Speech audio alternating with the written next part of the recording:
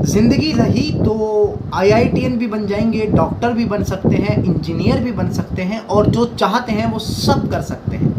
लेकिन ये सब मैं इसलिए बोल रहा हूँ, उन माँ बाप और उन पेरेंट्स के लिए बोल रहा हूँ जो अपने बच्चों पर इतना दबाव डाल देते हैं कि उनकी मर्ज़ी के ख़िलाफ़ भी, या फिर उनसे ऊपर पढ़ाई या फिर उनके सपनों को पूरा करने के लिए, अपने सपनों को पूरा करने के लिए बच्चों को इस तरह से दबाव में डाल दिया जाता है कि वो अपनी जान गंवाने के लिए मजबूर हो जाते हैं।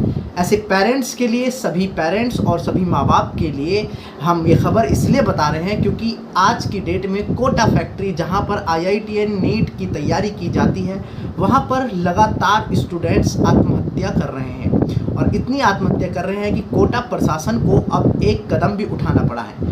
कदम यह है कि बड़ा बेतुका सा कदम है, लेकिन हो सकता है आगे ये इसमें कुछ कामयाब हो पाए। और कदम यह उठाया कि पंखे जो हों वो जो लगें वो स्प्रिंग वाले लगें जिनसे रोका जा सकता है। तो सवाल ये और होगा कि क्या स्प्रिंग फ़ैन लगाने से आत्महत्या रुक जाएंगी? आप सोच रहे होंगे कि क्या बिल्कुल मजाक कर रहे हैं, लेकिन ये मजाक नहीं, समाधान है जो कोटा ने, प्रशासन ने ढूंढ कर निकाला है। प्रशासन ने आदेश दिया है कि सभी हॉस्टल और पेइंग गेस्ट में स्प्रिंग वाले पंखों की सुविधा की जाए। ये स्प्रिंग वाले पंखे ऐसे हैं जो फिट कर दिए जाते हैं, अगर इन पर कोई लटकता है या वज़न होता है तो ये नीचे आ जाते हैं और अलार्म भी बच जाता है। कोटा प्रशासन का ये कदम इसकी सराहना करनी चाहिए या फिर इस पर कुछ तंज कसना चाहिए, ये हम आप पर छोड़ते हैं। लेकिन कोटा प्रशासन की तरफ से आत्महत्याओं को रोकने के लिए ये कदम उठाया गया है। लेकिन सवाल जो सबसे बड़ा सामने आता है वो ये है कि कोटा में इस महीने यानी अगस्त 2023 तक 3 छात्रों ने आत्महत्या की, और अगर पूरे साल की बात करें तो अब तक 2023 में 22 छात्र आत्महत्या कर चुके हैं। और ये काफ़ी लंबी चौड़ी लिस्ट है, 22 छात्र बहुत होते हैं, आत्महत्या कर चुके हैं मात्र 8 महीने में। और अगर पुलिस डेटा के मुताबिक जाने तो 2022 में 15 छात्रों ने आत्महत्या की थी कोटा में।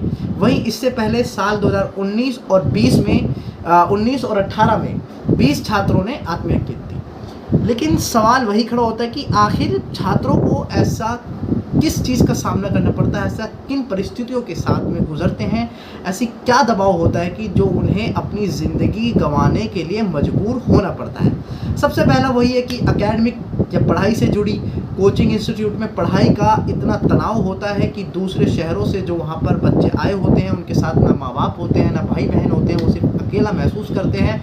और जिस तरह से कोटा में जिस तरह से इंस्टीट्यूशन में पढ़ाई करती है, उस तेज़ी या उस रफ्तार को नहीं पकड़ पाते हैं, तो अपने आप को दबाव में फील कर लेते हैं, दबाव महसूस करते हैं और आत्महत्या की तरफ अपना रुख अपना लेते हैं, क्योंकि वो थोड़ा अपने आप को और बच्चों से पीछे समझने लग जाते हैं और लाखों रुपए खर्च करते हैं। तो ये भी एक मानसिक दबाव होता है कि माँ बाप ने मुझ पर 2.5-3 लाख सालाना खर्च कर रहे हैं, अगर मैं ये रिज़ल्ट उनके मुताबिक नहीं दे पाया या मैं इस एंट्रेंस को नहीं क्लियर कर पाया तो मेरे माँ बाप का जो पैसा है वो बर्बाद हो जाएगा और मैं किसी को मुंह दिखाने लायक नहीं रहूँगा। ये सब तनाव जो स्टूडेंट्स पर सामने होता है और उनको सुनने और समझने वाला कोई नहीं होता, तो तनाव इतना हो जाता है कि फिर वो आत्महत्या करने पर मजबूर हो जाते हैं।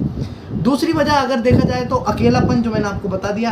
अधिकांश छात्र जो होते हैं 16 से 18 साल की उम्र के होते हैं और इन बच्चों को समझ नहीं आ पाता है कि वो इतना अकेला समझने लगते हैं अपने आप को, क्योंकि ना माँ बाप होते हैं उनके साथ, ना भाई बहन होते हैं, कोई नहीं होता है। वो अकेले अपने आप को इतना दबाव और इतना तनाव महसूस करने लग जाते हैं, चाहे वो पढ़ाई का दबाव हो, चाहे एकेडमिक का दबाव हो, चाहे पैसों का दबाव हो, किसी भी चीज़ का दबाव हो सकता है, लेकिन वो दबाव में या तनाव में ऐसे कदम उठाने पर मजबूर हो जाते हैं। तीसरी सबसे बड़ी जो और सबसे महत्वपूर्ण वजह है वो है माता पिता को भी समझना चाहिए।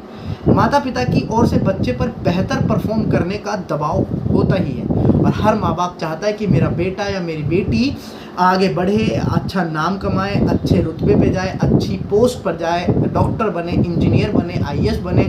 लेकिन उन माँ बापों को अपने बच्चों से भी थोड़ा समझना चाहिए, उनकी बातें भी सुननी चाहिए और उनको ध्यान देना चाहिए और उनको समझने की कोशिश करनी चाहिए।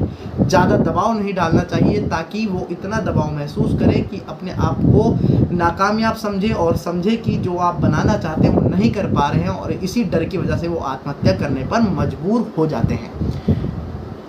तो इनका सॉल्यूशन क्या है? कोटा प्रशासन ने जिस तरह से निकाला कि पंखे पर लटक कर आत्महत्या कर रहे हैं, तो बच्चे उनके लिए पंखा, स्प्रिंग फैन लगा दिया जाए ताकि पंखे पर लटक कर जान ना दे सके। लेकिन जान अगर किसी को देनी होगी तो ऐसे बचा नहीं सकते हैं, छत से कूद कर भी दे सकते हैं, रोड पर भी दे सकते हैं, जहर भी खा सकते हैं, मतलब कुछ भी कर सकते हैं। इसका एक जो तमाम सवालों के बीच वही है कि इनका एक अच्छा और सॉल्यूशन निकालना चाहिए। पंखे उनके को छोड़कर उनके तनाव में आखिर वो क्यों होते हैं, इतना तनाव से उनको बाहर कैसे निकाला जाए, और ये सब इंस्टीट्यूशन में जो टीचर्स हैं उन पर भी डिपेंड करता है, और स्टूडेंट्स के माँ बाप जो पेरेंट्स होते हैं उन पर भी डिपेंड करता है कि अपने बच्चों को किस तरह से समझाया जाए, किस तरह से तनाव जो फील करते हैं उसको बाहर निकाला जाए, और एक अच्छी शिक्षा, अच्छे स्वास्थ्य और अच्छे मेंटली हेल्थ के लिए उन्हें हमेशा तैयार रखा जाए। तो हमने सोचा आपको बता दिया जाए, और इस खबर को बहुत मायने हैं। आप इस बारे में क्या सोचते हैं कि जिस तरह से लगातार स्टूडेंट्स आत्महत्या कर रहे हैं, इनको किस तरह से रोका जा सकता है? हमें कमेंट बॉक्स में बताएं, और ऐसी ही खबरों के लिए हमारे साथ बने रहें और देखते रहें सियासी मैदान। धन्यवाद।